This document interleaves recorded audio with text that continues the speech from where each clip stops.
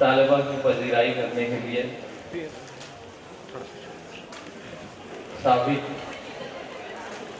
Head mistress साहिबा Rabia girls high school आसिया सगीर अंसारी साहबा उनकी खिदमत में तोहफा गुल और शॉल का नजराना और पेमेंट पेश कर रहे हैं। हौसला ही असल शह है, हौसला हो घर बुलंद, हौसला ही असल शह है, हौसला हो घर बुलंद, माँ हो अंजुम पर पहुँच जाना बहुत आसान है। आज इस तालिबा ने एक कारनामा अंजाम दिया। उनकी वालिदा मोहतरमा से दरख्वास्त है कि वो भी आएँ। वाकई मुबारकबाद के मुस्तहिक हैं वो वालिदैन जिन्होंने बड़ी मेहनत और जाफिशानी के बाद अपनी बच्ची को इस काबिल बनाया कि आज आपके सामने वो रोल मॉडल की हैसियत से मौजूद है।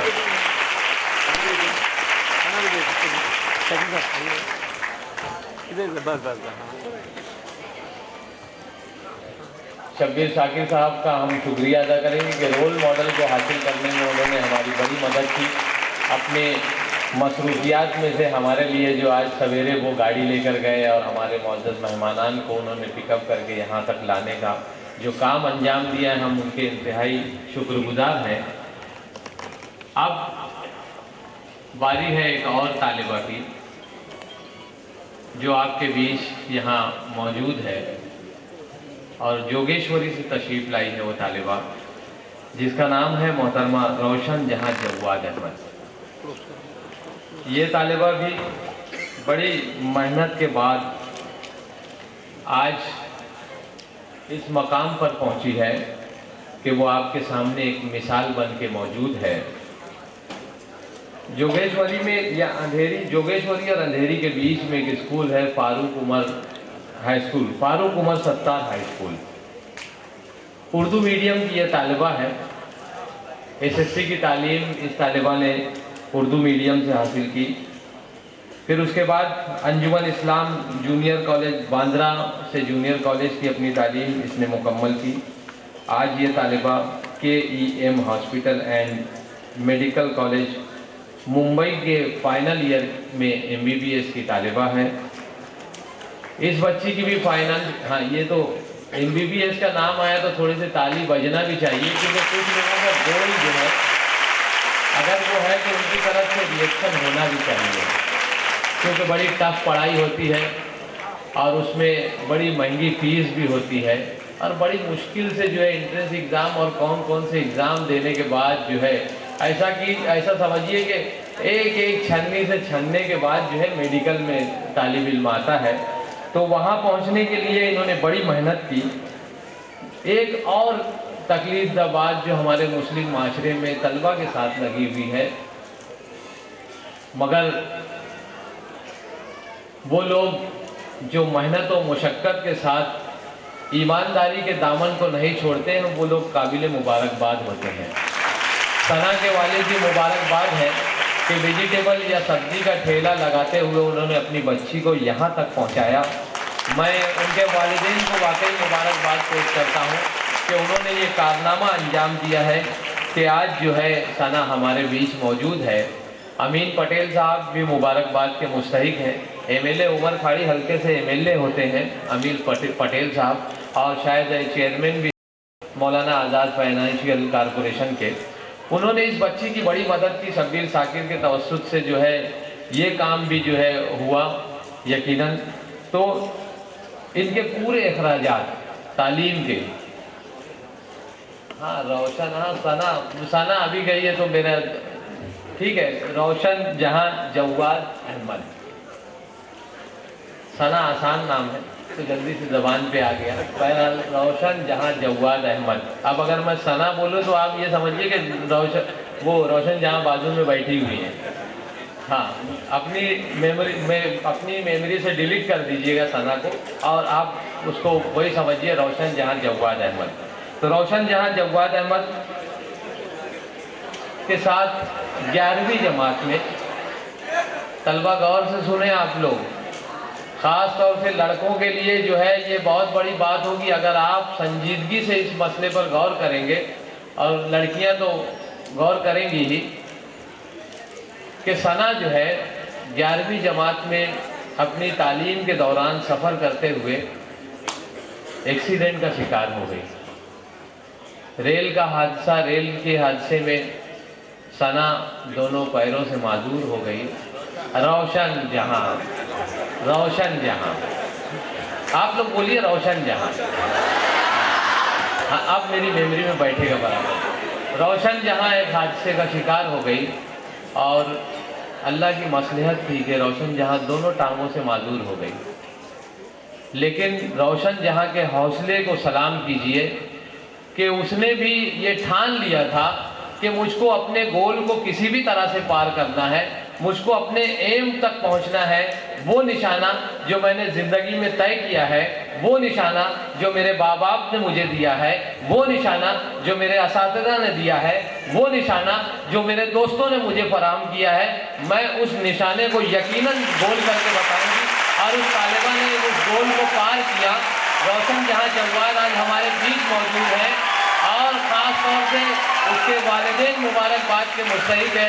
उसकी वालिदा जो है व्हील चेयर पे रोशन जहां को स्कूल ले जाती थी और व्हील चेयर पर इस तालिबा ने अपनी पढ़ाई आज भी जिस तकलीफ से रोशन जहां MBBS के फाइनल ईयर में जाती है वो वाकई काबिल मुबारकबाद है।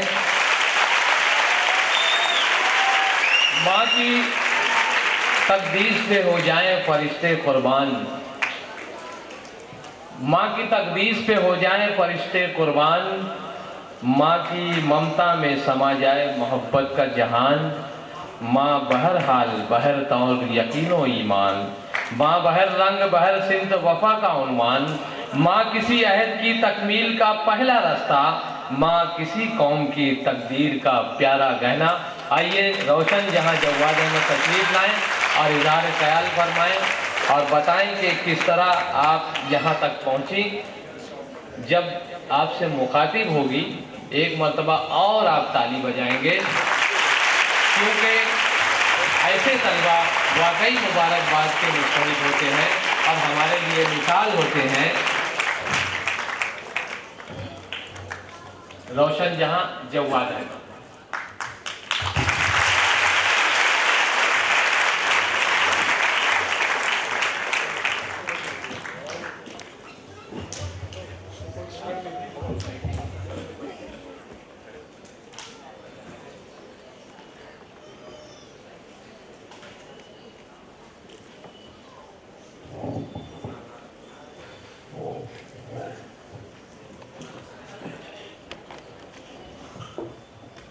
स्टेज पर बैठे सभी मेहमान और ख़ासकर मेरी वालिदा और यहाँ पर आए तमाम बच्चे और उनके माँ बाप,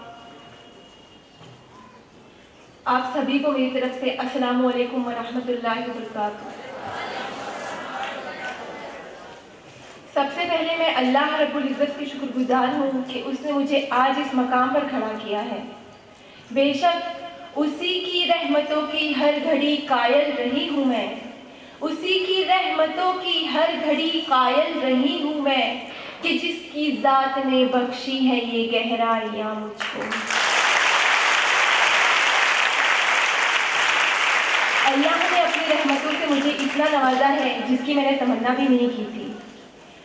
सर ने मेरे बारे में काफ़ी कुछ आपको बता दिया है, लेकिन फिर भी मैं आपको बताना चाहूँगी, पढ़ाई के बारे में नहीं। पढ़ाई के बारे में आपको दोनों रोल मॉडल ने जो भी बताना था बता दिया है, लेकिन मैं आपको उन चीज़ों से हटकर बताऊँगी कि हम अपनी ज़िंदगी में जो भी मुश्किलें आती हैं, चाहे वो छोटी हो चाहे वो बड़ी हो, लेकिन हम हमारे दिमाग पर ये तारी कर लेते हैं कि ये हमारे लिए बहुत बड़ी मुश्किल हो गई है, हम पढ़ाई कैसे करेंगे।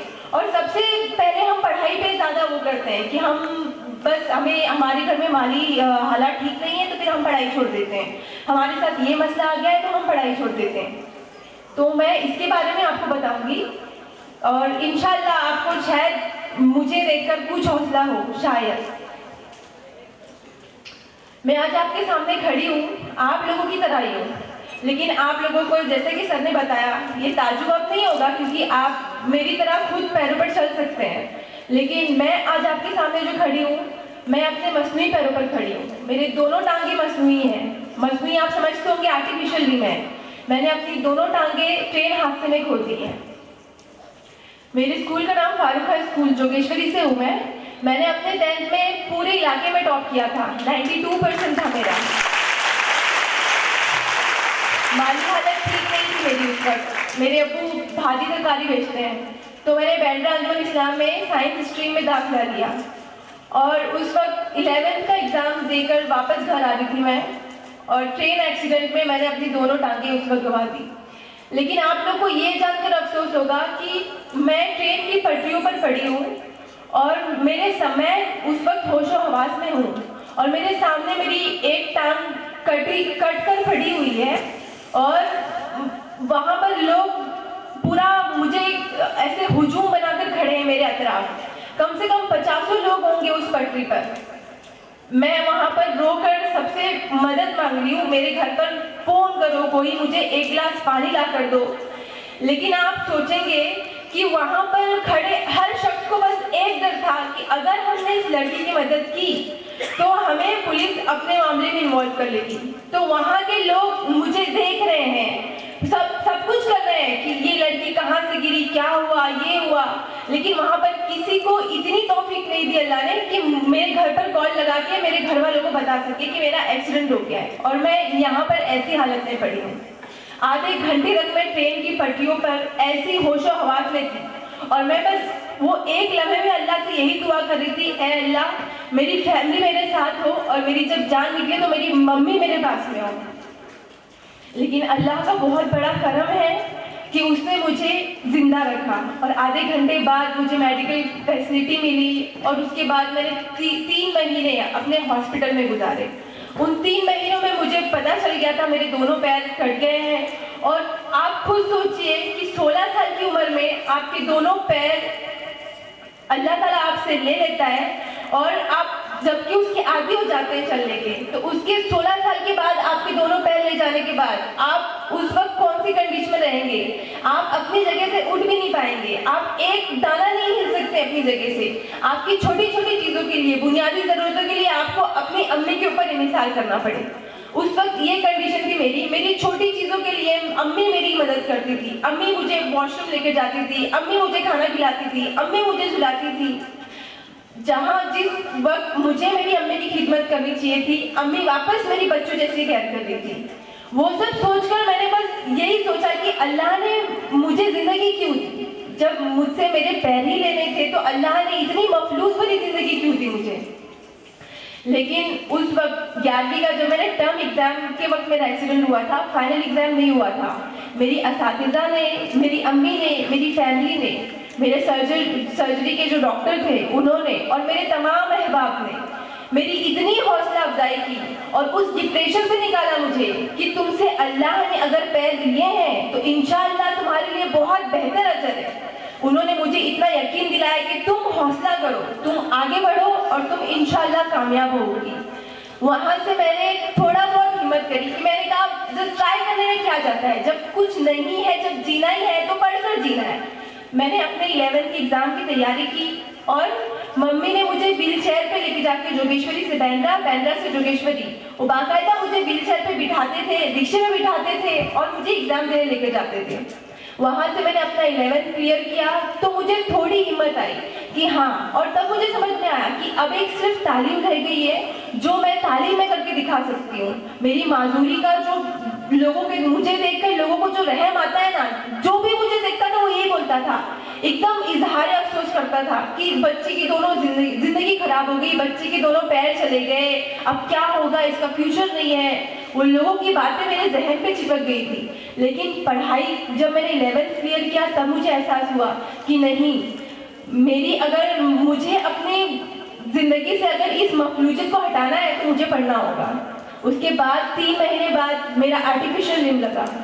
आर्टिफिशियल पैरों के साथ मैंने बहुत प्रैक्टिस की। जैसे बच्चा चलता है ना, 1-2 साल में बच्चा चलने की कोशिश करता है, चलता है गिरता है, चलता है गिरता है, वैसे मैंने अपने 17 साल की उम्र में वापस कोशिश की। इन मसनूई पैरों से मैंने वापस चलना शुरू किया।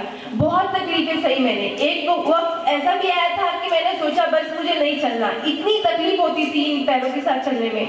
लेकिन अल्लाह ने मदद की, अम्मी ने मेरी हमेशा हौसला बढ़ाया, मेरी फैमिली ने मेरा हौसला बढ़ाया कि अगर तुमने नहीं किया तुम कर सकते हो। उन्होंने ही मेरा हौसला बढ़ाया बस। और उसके बाद इंशाअल्लाह मैं आज यहाँ पर आपके सामने हूँ, बस उनकी कोशिशों की वजह से है।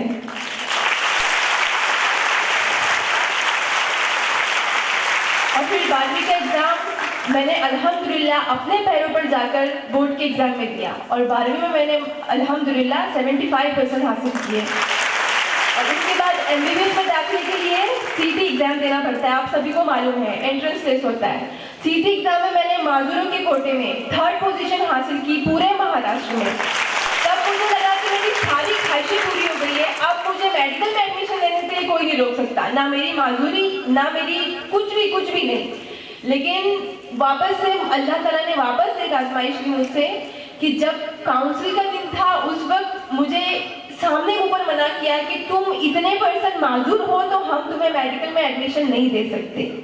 आप सोचो, माजूरी के बाद इतनी कोशिश मैंने वापस अपने आप को इकट्ठा किया, दिन रात तालीम की, मेहनत की, जो भी करना था किया, और इतने मकाम पर आने के बाद तुम्हें सामने से इनकार मिलता है कि तुम सिर्फ माजूरी की वजह से मेडिकल में एडमिशन नहीं ले सकते हो। उस वक्त मैंने मेरा वापस से पूरा हौसला टूट गया कि मैंने इतनी सारी कोशिशें की, अब मैं मेडिकल में भी एडमिशन नहीं ले सकती हूँ। लेकिन फिर मम्मी ने मेरा हौसला बढ़ाया, मेरे डॉक्टर ने मुझे इंकरेज किया, मेरी फैमिली ने इंकरेज किया कि तुम्हारे पास एक आखिरी उम्मीद है, तुम अदालत का दरवाजा खटखटाओ। आप सोचिए, मुझे एक एडमिशन के लिए अदालत तक जाना पड़ा और मैं अदालत तक गई। अदालत हाई कोर्ट में मैंने अर्जी पेश की, मैंने एडमिशन की कि किस बेस पर मुझे एडमिशन नहीं दिया जा रहा है, मैं अपने आप से चल सकती हूँ। और आज अल्हम्दुलिल्लाह मैं अपने सारे काम अपने आप से करती हूँ। मेरी मम्मी मुझे कुछ नहीं करते, मैं हॉस्टल में रह रही हूँ मेरे घर से दूर, और मैं सारे काम खुद से करती हूँ, अकेले रहती हूँ, और ये काफ़ी है मेरे लिए। और मैं आज अपने आप को माजूर नहीं समझती। उसके बाद हाई कोर्ट में जज ने मेरी कंडीशन देखी, मेरी तालीम की कारकर्दगी देखी, और फिर मेरा हौसला देखा, और उस वक्त मैंने ट्रेन से ट्रैवलिंग करना छोड़ दिया था। लेकिन जज को साबित करने के लिए कि मैं कुछ भी कर सकती हूँ, मैंने वापस से उस वक्त जिस दिन मेरी केस में सुनवाई थी कोर्ट में, उस दिन मैं वापस ट्रेन से गई, लोकल ट्रेन में, मुंबई की लोकल ट्रेन में। आपको पता है कितनी गर्दी होती है, लेकिन मैं वो साबित करने के लिए कि मैं हौसला नहीं हारी हूँ, मैं सब कुछ कर सकती हूँ, मैंने वापस से ट्रेन से सफर शुरू किया। और आज अल्हम्दुलिल्लाह मैं अकेली ट्रेन से सफर करती हूँ, अकेली बस से सफर करती हूँ, कोई मेरे साथ नहीं है। हाई कोर्ट के जज मोहित शाह ने वहाँ से मुझे एडमिशन लेने का हुक्म दिया, और उनके हुक्म की वजह से मुझे KEM में एडमिशन मिला, और आज अल्हम्दुलिल्लाह मैं फाइनल ईयर MBBS में हूँ। तो उन सब का ये सब का सहरा मेरी अम्मी को जाता है, मेरी फैमिली को जाता है, मेरी असातिज़ा को जाता है, और इन सब जो भी मेरी 3-4 साल में जो कुछ भी हुआ मेरे साथ, मेरे बहुत सारे लोगों ने, बहुत सारे हमदर्द आए, बहुत सारे लोगों ने मदद की है, और इनकी काफ़ी लंबी चौड़ी लिस्ट है, लेकिन मैं सारे लोगों को एक साथ शुक्रगुजार करना चाहती हूँ।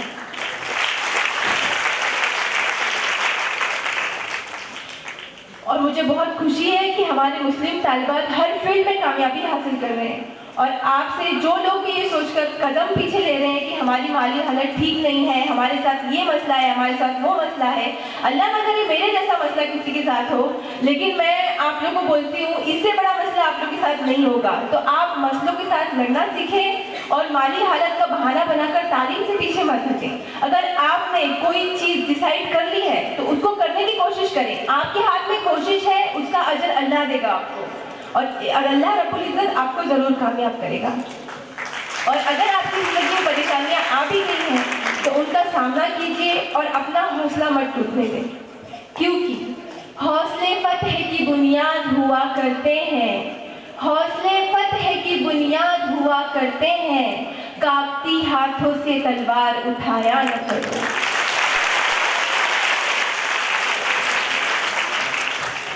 आखिर में मैं अपनी वालिदा को बहुत शुक्रगुजार और बहुत ज़्यादा तहे दिल से उनकी शुक्रगुजार हूँ, और उनके लिए एक नज़म पेश करना चाहती हूँ। अगर आप लोग के पास आप लोग की इजाज़त हो और आप लोग के पास 5 मिनट का टाइम हो तो। ये नज़म सिर्फ मेरी अम्मी के लिए नहीं, यहाँ पर बैठे तमाम बच्चों की माँ के लिए है। और ज़िंदगी में सबसे ज़्यादा अहमियत हमें हमारी माँ ही देती है, और सबसे ज़्यादा बेगरज मोहब्बत हमें अपनी माँ करती है। तो ये नज़म माओ के लिए है। ऐ मेरी